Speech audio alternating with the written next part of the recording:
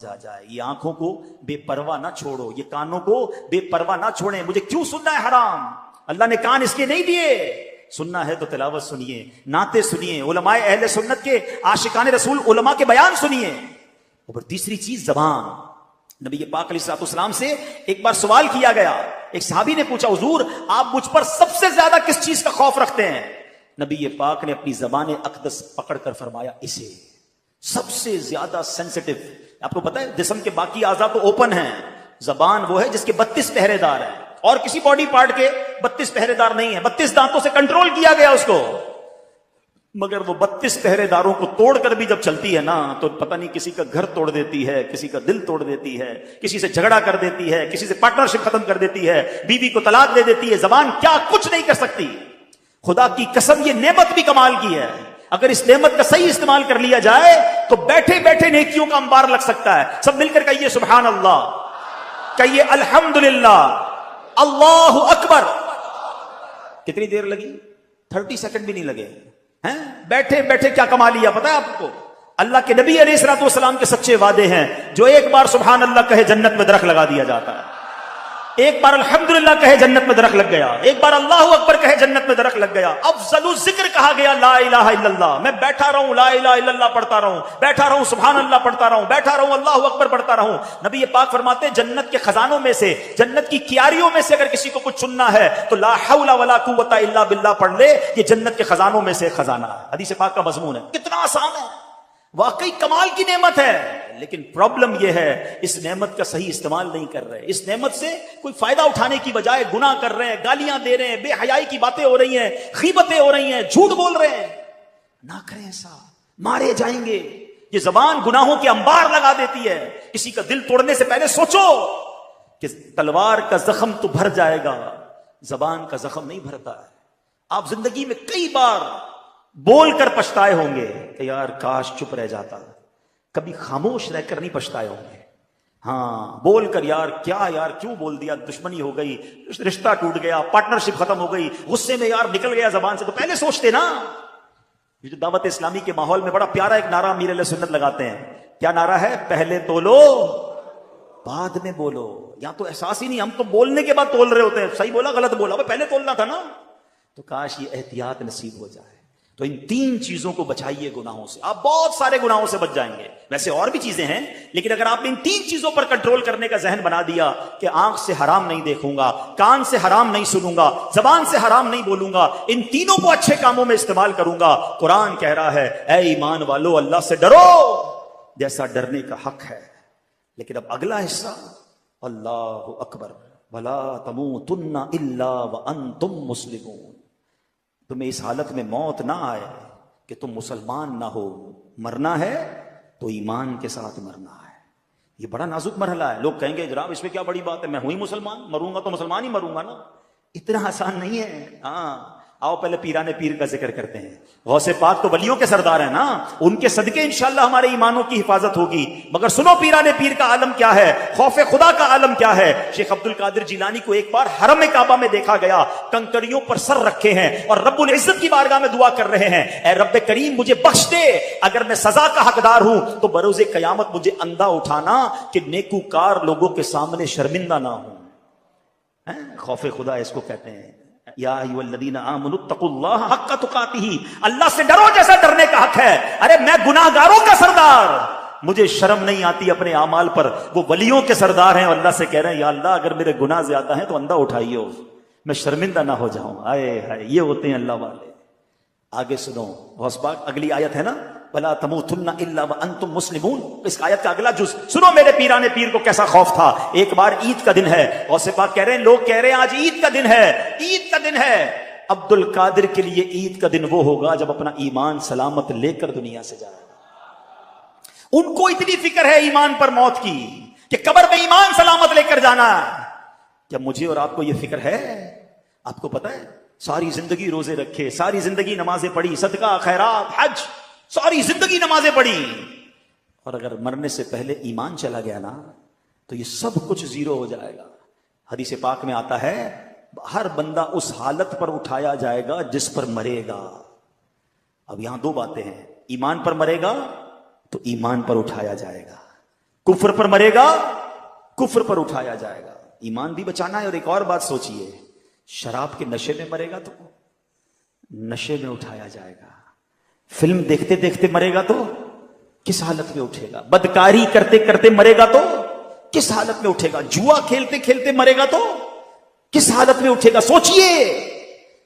आप कहेंगे नहीं भाई क्या ठीक है, मैं गलत काम करता हूं, मगर उस वक्त कैसे मरूंगा। तो आप में से किसी के पास इख्तियार है कि आप अपनी चॉइस से मर सकते हैं कि मलकुल मौत आ गया और कोई शराब पी रहे हैं, नहीं भाई अभी नहीं आना, थोड़ी देर बाद मैं जरा नशा उतार लूं। You have time, you have authority. किसी को पता है मैं कब मरूंगा। आगाह अपनी मौत से कोई बशर नहीं, सामान 100 बरस का है, पल की खबर नहीं। भूल गए आप, जहाज में मौत होती है।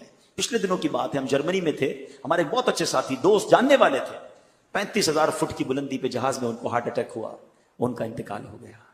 अरे चलो जहाज को छोड़ो, हजारों मीटर समुद्र के नीचे भी तो मौत आई थी ना, भूल गए। थोड़े दिनों पहले का ही वाकया है ना, लाखों डॉलर देकर उस जगह पहुंचे जहां मौत लिखी हुई थी। बाप बेटा पाकिस्तानी मुसलमान, अगर वो ईमान पर गए तो अल्लाह उनकी मगफिरत फरमाए, गुनाह माफ फरमाए, हम दुआ करते हैं उनके लिए। लेकिन सोचो इधर भी मौत आ सकती है। कितनी प्लानिंग्स थी उनकी कि ये देखेंगे वो देखेंगे, वीडियो बनाएंगे। गालिबन वालिद की बर्थडे थी, वो बर्थडे पर अपने बेटे को लेकर गया। अरबों खरबोपति खानदान है। ये सब वाकयात बता रहे हैं कि मौत कभी भी और कहीं भी आ सकती है। हजरत सुलेमान के दौर का वाकया है ना। एक शख्स हजरत सुलेमान के पास बैठा था, मलकुल मौत आए और उसको बड़ा घूर के देख रहे थे। तो जब चले गए मलकुल मौत तो हजरत सुलेमान का वो दोस्त था, जानने वाला था, कहता हजरत ये कौन थे जो मुझे बड़ा घूर के देख रहे थे। कहा ये मलकुल मौत थे, रूह कब्ज करने वाला फरिश्ता आया था। कहा हजरत लगता है मेरा टाइम करीब आने वाला है, इतना घूर के देख रहे थे। आपकी तो हवाओं पर हुकूमत है, आप जल्दी से हवा को हुक्म दे मुझे यहां से हिंदुस्तान ले जाए। अब गालिबन मिस्र था वो। हजरत सुलेमान ने हवा को कहा इस बंदे को हिंदुस्तान ले जाओ, हिंद ले जाओ। थोड़े दिनों बाद मलकुल मौत आए तो हजरत सुलेमान ने पूछा, ए मलकुल मौत, ए रूह कब्ज करने वाले फरिश्ते, थोड़े दिनों पहले तुम आए थे, मेरा एक दोस्त बैठा था, बड़ा तुम उसे गौर से देख रहे थे, माजरा क्या था। कहा हजरत मैं ये सोच रहा था, मलकुल मौत कहते हैं कि मेरे पास ये लिखा हुआ है कि थोड़ी देर बाद इसकी रूह हिंद में कब्ज करनी है, बंदा आपके पास बैठा है। बात आई समझ। उसको पहुंचना था वहां पर। उसने खुद कहा हजरत सुलेमान से कि हुजूर आप हवा को हुक्म दें कि मुझे हिंद पहुंचाया जाए, वहीं पहुंचेंगे मैं और आप। अल्लाह करे मदीने पहुंचे। या अल्लाह सखी के दर पर आए हैं, हमें मदीने के सिवा कहीं मौत ना देना। जब आखिरी वक्त आ जाए मौला मदीने बुला लेना। सब्ज गुम्बद के जलवे हो, आका का जलवा हो, ईमान और आफियत पर कलमा पढ़ के मदीने में मौत नसीब हो जाए। खुदा की कसम खुश नसीब है जो मदीने में मरता है। नबी पाक ने फरमाया तुम में से जिससे हो सके वो मदीने में मरे, कि जो मदीने में मरेगा मैं उसकी शफाअत करूंगा। मेरे प्यारे इस्लाम में 2 टारगेट अब ले लो आज। एक तो ईमान पर मरना है और बुरा खात्मा ना हो, गुनाहों के दौरान नहीं मरना है। अब वो बंदा सोचे जो शराब पीता है कि शराब पीते पीते मर तो सकता हूं ना। जो बदकारी करता है वो सोचे बदकारी करते करते मर तो सकता हूं ना। जुआ खेलने वाला सोचे कि जुआ खेलते खेलते मर सकता हूं। चोरी करने वाला सोचे कि किसी का घर लूट रहा हूं, किसी की जेब काट रहा हूं, किसी को पिस्तौल दिखा के मोबाइल छीन रहा हूं, उसी वक्त मर गया। तो आका ने फरमाया जिस हालत में मरेगा उसी हालत में उठाए। क्या मुंह दिखाऊंगा अल्लाह को, है? अल्लाह की नाफरमानी करते करते मरूं। मां बाप को सताते सताते मर गया तो क्या हुआ, क्या होगा सोचो। भाई बहनों के साथ ज्यादती, अपनी बहनों की विरासत पर कब्जा करके मर गया तो क्या अल्लाह को मुंह दिखाऊंगा। मरना है याद रखना, मगर बुरी मौत नहीं मरना है। अब मुझे बताओ तमन्ना सबकी क्या है कि नमाज में मौत आ जाए, सजदे में मौत आ जाए, कुरान पढ़ते पढ़ते मौत आ जाए, कलमा पढ़ते पढ़ते मौत आ जाए, मस्जिद में मौत आ जाए, है ना तमन्ना। अब मैं आपसे सवाल करता हूं, सच्ची अपने दिल से सच्चा जवाब देना। बताओ किसका चांस ज्यादा है अच्छी मौत का? उसका कि जो एक वक्त की नमाज नहीं पढ़ता है, जो बेहयाई के काम करता है, जो दोस्तों के साथ बैठकर गीबतें करता है, फिल्में ड्रामे गाने बाजे देखता और सुनता है, जो शराब की महफिलों में ताश की महफिलों में बैठता है, उसको मौत आएगी तो क्या उसको सजदे वाली कुरान वाली तिलावत वाली मौत आएगी? या सच बताओ उसका चांस ज्यादा है जो 5 वक्त बाद जमात मस्जिद में नमाज पढ़ता है, रोज तिलावत कुरान करता है, 313 बार कम से कम रोजाना दुरूद पाक पढ़ता है, अपने माँ बाप से जब मिलता है उनके हाथ चूमता है, मुसलमानों को नेकी की दावत देता है, कभी दर्स में बैठता है, कभी इज्तिमा में जाता है, कभी मदनी मुजाकरे में जाता है, कभी मदनी काफले में जाता है। अरे मौत तो सबको आनी है। دل سے اپنے دل پہ ہاتھ رکھ کے بتاؤ کس کا چانس زیادہ ہے کہ انشاءاللہ جس کی اچھی موت آئے گی؟ یقیناً اس کی آئے گی جو روزانہ اچھے کام کر رہا ہوگا. میں سچ بتاؤں، عقل مند وہ ہے، وہ کام چھوڑ دو جس حالت میں مرنا نہیں چاہتے، کیونکہ اگر اس حالت میں مر گئے نا تو واقعی مارے جائیں گے. اللہ مجھے اور آپ کو اچھے کاموں میں لگا دے، نیکی کے کاموں میں لگا دے. ہمارا جینا مرنا نیکی کے کام بن جائیں. ہم کاروبار بھی کریں تو حلال کمائیں، روزگار پہ بھی جائیں اللہ کی رضا والے کام کریں، ادھر بھی دکان پر نماز کا ٹائم ہو تو نماز پڑھیں، بدنگاہی سے ادھر بھی بچیں، موقع ملے تو نیکی کی دعوت دیتے رہے، تاکہ کبھی بھی اگر ملک الموت آ جائیں، کبھی بھی مجھے موت آ جائے تو اچھا کام کرتے کرتے اللہ رسول کی باتیں کرتے کرتے دنیا سے جاؤں. کاش یہ بات ہمیں نصیب ہو جائے کہ میں سو جاؤں یا مصطفیٰ کہتے کہتے، میں سو جاؤں یا مصطفیٰ کہتے کہتے، اور پھر کھلے آنکھ صلی اللہ کہتے کہتے. تو ایک ٹارگٹ یہ لینا ہے کہ برے کام چھوڑ دیں جس حالت میں مرنا نہیں چاہتے، مرنا اچھی حالت میں ہے. اور دوسرا ٹارگٹ کیا ہے؟ ایمان سلامت لے کر جانا ہے. سیدی اعلیٰ حضرت فرماتے ہیں کہ جس کو زندگی میں سلب ایمان کا خوف نہ ہو، یعنی جس کو یہ خوف نہیں ہے نا کہ میرا ایمان چھن سکتا ہے، مرتے وقت اس کا ایمان سلب ہونے کا اندیشہ ہے، ڈر ہے کہ اس کا ایمان سلب کر لیا جائے. اے میرے پیارے اسلام بھائیوں، ایمان کی جو ڈاکو ہے نا وہ گھوم رہے ہیں. ہاں اس وقت بہت برا حال ہے. بڑی پلاننگ کے ساتھ میرے اور آپ کے ایمان کو چھیننے کے لیے شیطان نے پلان کیا ہوا ہے. شیطان بڑا مردود ہے، وہ تھوڑی چاہتا ہے میں اور آپ ایمان لے کر جائیں، وہ چاہتا ہے میں تو جاؤں گا جہنم میں، ان کو بھی ساتھ لے جاؤں. تو مذہبی حلیہ اپنا کر کوئی سوشل میڈیا پہ بیٹھا ہوا ہے، کوئی انٹرنیٹ پر بیٹھا ہے، کوئی جناب قرآن کی اپنی تفسیر بیان کر رہا ہے، کوئی حدیثیں بیان کر کر کے لوگوں کو گمراہ کرنے کی کوشش کر رہا ہے، اور بھولے بھالے مسلمان سب کی باتیں سن رہے ہیں، سب کو فالو کر رہے ہیں، سب کو دیکھ رہے ہیں اور پریشان ہو رہے ہیں. مجھے سمجھ نہیں آتا. ایک بات بتاؤ، آپ کو گھر بنانا ہو تو موچی سے بناتے ہیں بلڈر سے بناتے ہیں؟ بلڈر سے بناتے ہیں، موچی کا کام نہیں ہے. چپل بنانے ہوتے تو موچی سے بناتے ہیں، دوائی لینی ہوتی ہے تو موچی سے نہیں لیتے، ڈاکٹر سے لیتے ہیں. جس کام کی ضرورت اس کے ایکسپرٹ کے پاس جاتے ہو نا. تو میرا دین اتنا مظلوم ہو گیا کہ جو سکھائے اس سے سیکھنا شروع کر دو گے. دین بھی سیکھنا ہے تو عاشقان رسول علماء سے سیکھنا ہے، اور دیکھنا ہے کہ ان کے دل میں صحابہ کی محبت ہے کہ نہیں، اولیاء کی محبت ہے کہ نہیں، اہل بیت کی محبت ہے کہ نہیں، رسول پاک کی محبت ہے کہ نہیں، اللہ سے محبت کرتا ہے کہ نہیں. ارے جو ان ہستیوں سے محبت نہیں کرتا اس کا میں نے کیا کرنا ہے؟ یہ سب چیزیں آپ نے سیکھنی ہوں گی. اے میرے پیارے اسلامی بھائیوں، یہ بڑا پرفتن دور ہے. دین کے نام پر ہمارے ایمان پر ڈکیتی ڈالی جا رہی ہے. اعلیٰ حضرت نے 100 سال پہلے سمجھا دیا تھا، سونا جنگل، رات اندھیری، چھائی بدلی کالی ہے، سونے والو جاگتے رہیو، چوروں کی رکھوالی ہے. ارے چور ہی رکھوال بن گئے ہیں. آنکھ سے کاجل صاف چرا لے، یا وہ چور بنا کے ہیں، تیری گچھڑی تاکی ہے اور تو نے نیند نکالی ہے. ہمیں اپنے آپ کی اپنے ایمان کو بچا کر اپنی ایمان کو سلامت لے کر قبر میں جانا ہے. تو ایک تو یہ بات کہ ہمیں علماء کرام سے مربوط رہنا ہے، عاشقان رسول علماء کرام سے. اور آج دعوت اسلامی کا ماحول آپ کے سامنے ہے. سبحان اللہ، صحابہ کی محبت بھی دیتا ہے، اولیاء کرام کی محبت بھی پلاتا ہے، اہل بیت سے بھی پیار کا درس ملتا ہے، عشق رسول کے جام بھی بھر بھر کے پلائے جاتے ہیں. کوالیفائڈ سرٹیفائڈ مفتیان کرام علماء کرام موجود ہیں، ماشاءاللہ مستند کتابیں لکھی جا رہی ہیں. تو جب اتنا کچھ دعوت اسلامی کے پاس موجود ہے تو کیوں نہ ہم اس سے وابستہ ہو کر اپنے ایمان کی حفاظت کریں. ایک اور اہم بات، آخری بات، باتیں تو بہت ساری ہیں مگر ٹائم کافی ہو گیا ہے. ایمان کی حفاظت کے لیے ذرا سنیے گا. آقا علیہ الصلوۃ والسلام فرماتے ہیں آدمی اپنے دوست کے دین پر ہوتا ہے، اسے یہ دیکھنا چاہیے کہ کس سے دوستی کر رہا ہے.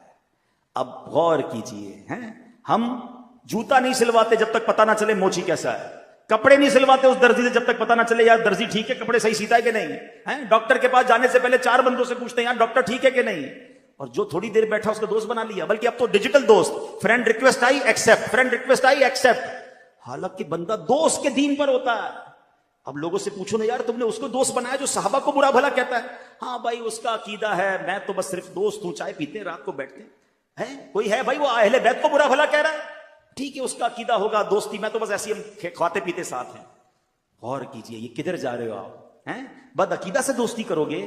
چلو میں آپ سے ایک سوال کرتا ہوں، کوئی آپ کی ماں کو برا بھلا کہے، آپ کے والد کو برا بھلا کہے، رات کو بیٹھو گے چائے پینے اس کے ساتھ؟ جاؤ گے اس کے گھر پہ؟ بلاؤ گے اس کو گھر پر؟ نہیں. میری ماں کو برا بھلا کہے میں اس کا گریبان پکڑ لوں، اور مومنین کی ماں کو برا بھلا کہے میں اس سے دوستی کروں؟ میرے والد کو برا بھلا کہے مجھے بالکل نہیں پسند ہے، صحابہ کو برا بھلا کہے مجھے کوئی ٹینشن نہیں ہے، ہمارے خاندان والوں کو برا کہے تو مجھے کوئی میں جان لے لوں اس کی. اولیاء کرام کے بارے میں بکواس کریں جو اللہ کے دوست ہیں، مجھے کوئی پرابلم نہیں ہے، کس سے دوستیاں لگا رہے ہو؟ وہ کیسے میرا دوست ہو سکتا ہے؟ دوست کے دین پر ہوتا ہے۔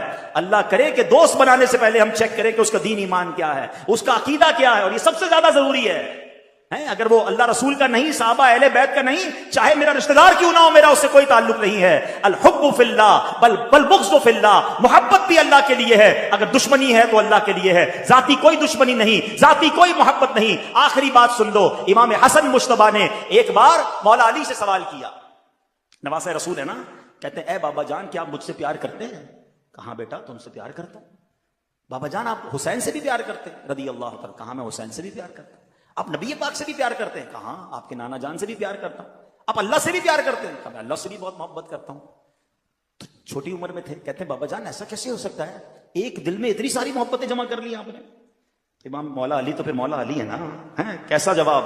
آقا فرماتے ہیں میں علم کا شہر ہوں، علی اس کا دروازہ ہے۔ کہتے ہیں بیٹا دیکھتے نہیں جب نماز کا وقت ہوتا ہے سب کو چھوڑ کر اللہ کی بارگاہ میں حاضر ہو جاتا ہوں، محبت تو ایک سے ہی کرتا ہوں، اس کی وجہ سے باقی سب سے محبت کرتا ہوں۔ ہمیں جو صحابہ سے پیار ہے نا وہ اللہ کی وجہ سے ہے، اولیاء سے پیار اللہ کی وجہ سے، اللہ کے پیارے ہیں نا۔ نبی پاک سے پیار کیوں ہے؟ وہ اللہ کے محبوب ہے۔